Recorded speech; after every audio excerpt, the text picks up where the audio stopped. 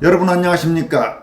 KBS 이사 출신의 원로 언론인인 권혁부 전 방송통신심의위원회 약칭 방심위 부위원장이 선관위가 사실상 좌지우지하는 한국의 정치 관련 여론조사의 문제점과 위험성을 상세하게 조목조목 지적하면서 선거와 여론조사를 주관하는 선관위를 이대로 두고는 대한민국은 머지않아 망한다라고 강도 높게 경고했습니다.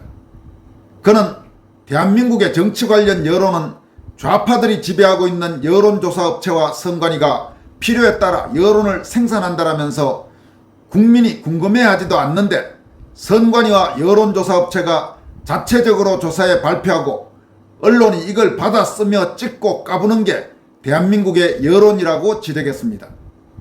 이 소식과 함께 대한민국의 뒤틀린 정치사회적 현실과 관련해 이양성 전북 군산대 교수가 무작정 대통령 탄핵을 하자고 달려들고 그런 미친 짓에 동조하는 국힘 내부 중도 코스프레 정치 떠내기들을 보면 이 나라가 얼마만큼 미친 나라인지 알고 남는다라면서 한국인들에게 자유민주주의는 사치다라고 직격탄을 날린 내용도 전해드리겠습니다. 이 교수는 또 김대중 전 대통령의 삼남 김홍걸이 100억 원을 받고 매각한 서울 동교동 김대중 사저를 소위 국민들의 모금을 통해 다시 매입하려는 움직임에 대해서도 아들 홍걸이가 100억 원이나 받고 팔아먹은 집을 왜 사람들이 돈을 걷어 다시 사주나, 그 아들이 기부했어야 되는 것 아니냐라면서 자유민주주의 나라의 황당한 자본주의라고 일침을 가하기도 했습니다. 먼저 권혁부 전 방심위 부위원장은 소위 대통령 국정지지도 여론조사에 내포된 심각한 위험성과 관련해서 다음과 같은 견해를 밝혔습니다. 국정지지도 여론조사, 이런 헛짓 왜 하나? 좌파 정권을 향한 끊임없는 전술이다. 윤석열 대통령의 국정 여론조사 30%대에서 23%로 확 내려왔다. 누가 어떻게 이런 여론 만드나? 많은 선량한 국민, 특히 많은 지식인들까지 시중에 유포되는 이런 여론조사를 믿고 의미를 둔다. 윤석열 대통령의 국정지지 여론이 23% 선으로까지 떨어져 놀라는 모습들이다. 하지만 여론조사의 구조적 내막을 알면 하나도 놀랄 일이 아니다. 여론조사가 특정 반국가 집단이 정교한 계략에 따라 좌지우지할 수 있게 돼 있기 때문이다. 임기 전반을 도른 우파 대통령의 국정지지 여론은 정해진 타임테이블에 따라 20%대 초반으로 떨어지게 돼 있다. 그들의 의도다. 대한민국의 정치 관련 여론은 좌파들이 지배하고 있는 여론조사 업체와 선관위가 필요에 따라 여론을 생산한다. 선선한 가을 10월에 접어들면 국정감사가 뜨겁게 달아오르고 정부를 향해 집중 포화를 쏘아댈 것이다. 10월 중하순에 가면 의료 대란이 집중 조명되면서 의대 정원 정책에 대한 화살이 윤석열 대통령을 정조준할 것이며 이때쯤 윤석열 대통령의 국정지지 여론은 변곡점을 맞게 될 것이다. 여론조사 업체가 내놓는 정치 여론조사 결과는 국민의 생각이 수치로 반영된 것이 아니고 선관위와 결탁된 반국가 세력이 치밀한 계산에 따라 정해진 대로 만들어내는 구조다. 박근혜 대통령이 탄핵되기 2달 전부터 나온 여론조사에 잘 나타나 있다. 국정지지도 5%로 여론 만들어 탄핵했다. 탄핵이 당연하다는 착시를 만든 거다. 먼저 정치 관련 여론조사는 대부분 잡다한 좌파 매체를 포함한 언론이 한다. 영향력 행사를 위한 언론의 수단이다. 국민이 궁금해하지도 않는데 언론사와 여론조사 업체가 자체적으로 조사에 발표하고 언론이 이걸 받아 쓰며 찍고 까부는 게 대한민국의 여론이다. 이 여론조사 업체 대부분이 오래전부터 빨간 좌파에 점령돼 있다. 보수 정권의 여당과 대통령이 아무리 잘해도 40%를 넘지 못한다. 상황에 따라 고무줄처럼 내렸다 올렸다 한다. 특히 선거 때 보수 쪽은 끌어내리고 좌파 쪽은 끌어올려 그렇게 선거 결과를 조작해 가짜를 만들어낸다. 이게 지금 대한민국을 쥐락펴락하는 여론이다. 프레시안이라는 좌파 인터넷 매체가 최근 한길 리서치에 의뢰해 조사한 여론을 보면 실로 가관이다. 왜 여야 대표의 지지도를 물었는데 이것부터가 시궁창이다. 한동훈 35.4%였는데 이재명 51.1%였다. 왜 한동훈과 이재명을 나란히 비교했나? 이 프레임은 한동훈을 띄워서 국힘을 좌양시키려는 원모다. 여기 원모는 뭘 원자 그리고 음모할 때 모자를 썼습니다. 우리 국민 절반 이상이 이재명 잘하고 있다는 메시지도 한동훈의 지지 수치도 섬뜩하다. 정치 여론조사 표본을 누가 주나? 선관위가 주는 표본이 아니면 조사를 해도 발표는 하지 못한다. 선관위는 투표권이 있는 특히 사전투표를 했거나 각종 선거에 출마해 후보로 등록한 600여만 명의 빅데이터를 축적하고 있다. 심지어 사전투표지에 인쇄된 QR코드로 누가 누구를 찍었는지를 훤히 꿰고 있다. 민주당 당원이나 지난 대선 때 이재명을 찍은 사람 또는 지역별 샘플 중에 호남 출신이면서 비호남에 사는 사람들을 표본의 50%를 주면 이재명이 50% 넘게 나오게 되어 있다. 선관위 마음대로 여론의 수위를 갖고 논다. 이것도 모르고 정권과 여당 인사들은 일비 또 일비한다. 이런 여론조사의 구조적 생태계를 협파하지 않고는 대한민국의 미래는 없다.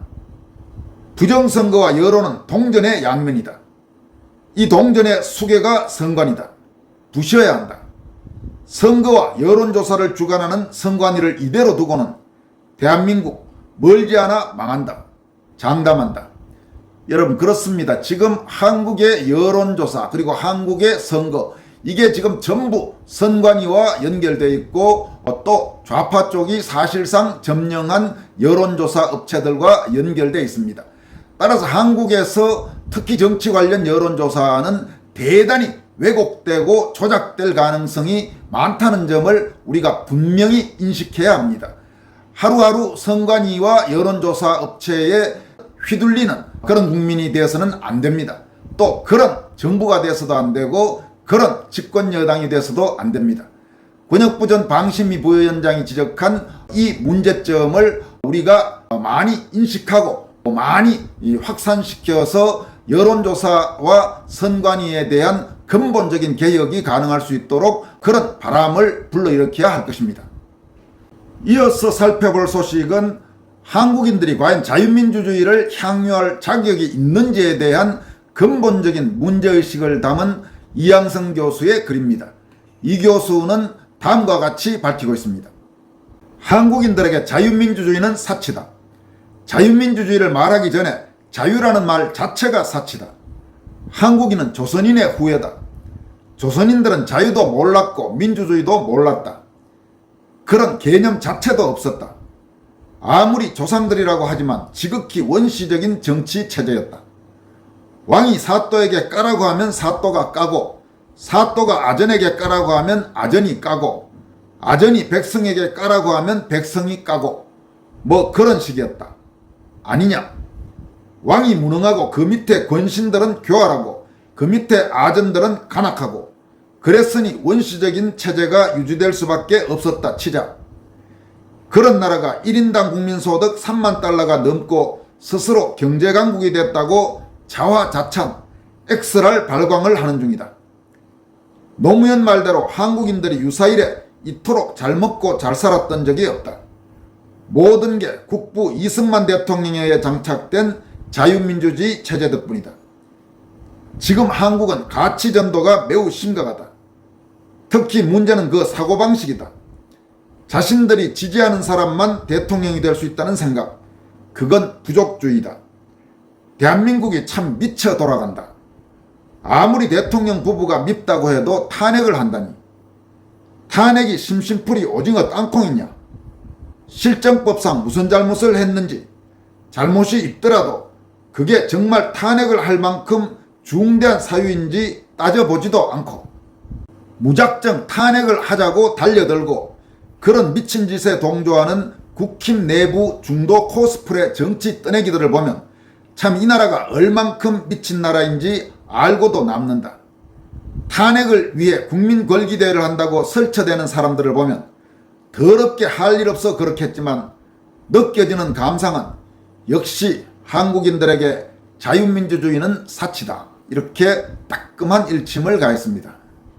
이양성 교수는 또 후다닥 100억, 한국은 참 황당한 나라다, 이런 제목의 글을 통해서 김대중 사저 매각과 재매입 논란과 관련해서 다음과 같이 지적했습니다.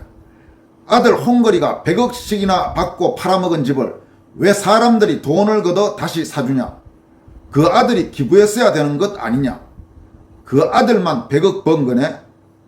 민주화 운동은 민주화 운동이고 돈은 돈이고 크크. 지재산은 자본주의고 남의 재산은 사회주의고 뭐 그런 거네.